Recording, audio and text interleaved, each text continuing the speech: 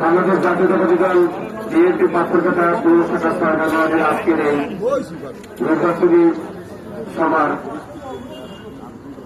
আজকের সম্মানিত সভাপতি সাধারণ হোসেন, সর্বোপরি বিএনপি পাথরঘাটা উপজেলা এবং পৌর বিএনপির সর্বস্তরের সিনিয়র নেতৃত্ব আজকে উপস্থিত আছেন এবং 6 নং ওয়ার্ডের বিএনপি সকল কর্মীদের সবাই সালাম করি। আসসালামু আলাইকুম।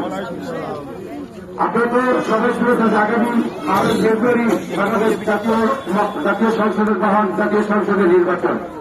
এই নির্বাচন দীর্ঘ 17 বছর পরে বাংলাদেশে একটি সুন্দর একটি সকলের অংশগ্রহণ নির্বাচন অনুষ্ঠিত হবে ইনশাআল্লাহ।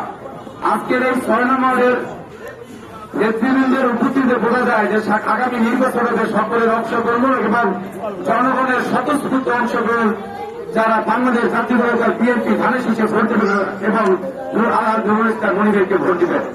আজকের সবচেয়ে ভালো লাগছে আজকের হিন্দু ভাইরা উপস্থিত আছে আমাদের এই সভায়। আজকের এই হিন্দু ভাইদের কিন্তু বিএনপি কোনদিন সংখ্যালঘু বলে না, বলছে সংখ্যালঘু বলেছে আওয়ামী লীগ। কারণ তাদের সুবিধার্থে এই হিন্দু ভাইদেরকে যখন যে প্রক্রিয়া ব্যবহার করা দরকার এই আওয়ামী লীগ তখনই সেইভাবে ব্যবহার করেছে। আজকের আওয়ামী লীগ সংখ্যালঘু, আজকের এই আওয়ামী লীগ বাংলাদেশে নাই। এই বাংলাদেশে আওয়ামী লীগ যে দুঃশাসন করেছে, আওয়ামী লীগ এই বাংলাদেশে জনগণের উপর যে স্কিমগুলো চালিয়েছে, আওয়ামী লীগ এই বাংলাদেশে যেভাবে খুন খারাপি করে মানুষকে ধ্বংস করে দিয়েছে, আজকের আওয়ামী লীগ সংখ্যালঘু হিসাবে এই বাংলাদেশ থেকে বিতাড়িত হয়েছে। ঠিক কে বলেন? ইনশাআল্লাহ এই আওয়ামী লীগের এই বাংলাদেশে আসার মতো নির্বাচন করার মতো কোন অবস্থা নাই। বাংলাদেশ জাতীয়তাবাদী দল বিএনপির পতাকা তলে এদেশের জনগণ ঐক্যবদ্ধ আছে। এই বিএনপি জনগণের দল, এই বিএনপি গণমানুষের দল, এই বিএনপি বাংলাদেশের স্বাধীনতার সার্বভৌমত্বে বিশ্বাস করে।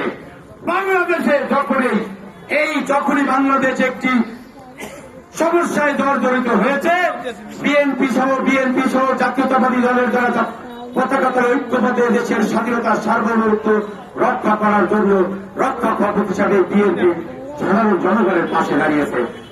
1971 সালে এই বাংলাদেশে তখন যুদ্ধ হয়, তখন বঙ্গবন্ধু নিজের স্বইচ্ছায় বাংলাদেশ থেকে গ্রেপ্তারের নামে পাকিস্তানে চলে গিয়েছে। শহীদ প্রেসিডেন্ট জিয়াউর রহমান এদেশের স্বাধীনতার ঘোষণা করেছিল, বাংলাদেশের স্বাধীনতার পতাকা নিয়ে রণাঙ্গনে তখন যুদ্ধ করেছিল। 74-এ যখন এই বাংলাদেশে দুর্ভিক্ষ হয়েছিল, বঙ্গবন্ধুর নামে যখন এই শেখ মুজিবুর রহমানকে দেশ থেকে তখন সেরা সমর্থিত সরকার যখন তাদেরকে হত্যা করে, তখন এই বাংলাদেশে যখন দুর্ভিক্ষ চলে, দেশের স্বাধীনতা যখন বিপন্ন হয়, তখন আবার এই বিএনপি এই দেশের স্বাধীনতার তখন পতাকা নিয়ে দেশের সকল অস্তিত্ব রক্ষা করেছে। এই বাংলাদেশে যখনই শহীদ প্রেসিডেন্ট জিয়াউর রহমানের যখন বিদায় হয়েছে, তখনই দেশনেত্রী বেগম খালেদা জিয়া পাকের ঘর থেকে রাজপথে নেমে দেশের স্বাধীনতার বিরোধী আন্দোলনে এরশাদের পতন ঘটিয়ে দেশের স্বাধীনতার সার্বভৌমত্বের সকলের পতাকা হাতে নিয়ে দেশকে রক্ষা করেছে। এই বিএনপি যখন এই ব্রিটিশ সরকার, আওয়ামী সরকার বাংলাদেশকে যখন ধ্বংস করে নীল নকশা করে দেশের দেশ থেকে বিদায় দিয়ে এককভাবে সরকার গঠন করে থাকতে চেয়েছে, তখন আমার নেত্রী বেগম খালেদা জিয়া বাংলাদেশ ছেড়ে যায়নি। তারেক রহমানের নেতৃত্বে আবার এই বাংলাদেশে হাসিনা বিরোধী আন্দোলনে আবার এই বাংলাদেশের পতাকা ধরে এই দেশকে একটি স্বাধীন সার্বভৌমত্ব থেকে আবার রক্ষা করেছে। তাই বলি, আমাদের কাজ, আমাদের যে কর্ম হল দেশের স্বাধীনতার সার্বভৌম রক্ষা করা, এদেশের জনগণের স্বার্থ রক্ষা করা। বাংলাদেশের জাতীয়তাবাদী দল বিএনপি সবসময় জনগণের কথা আছে, কথা বলার সময় আছে, সিনিয়র নেতৃবৃন্দ আছে, ওরা কথা বলবে, সবাই কথা শুনবেন। এই আশাবাদ ব্যক্ত করে আমি বক্তব্য শেষ করছি। বাংলাদেশ জিন্দাবাদ, বাংলাদেশ জাতীয়তাবাদী দল বিএনপি জিন্দাবাদ, মনিভাই জিন্দাবাদ। মনিভাইকে ধানের শীষে ভোট দিয়ে আগাম জাতীয় সংসদ অনুষ্ঠিত করবেন, এই আশাবাদ ব্যক্ত করে আমি আমার বক্তব্য শেষ করছি। খোদা হাফেজ। বাংলাদেশ জিন্দাবাদ, বিএনপি জিন্দাবাদ।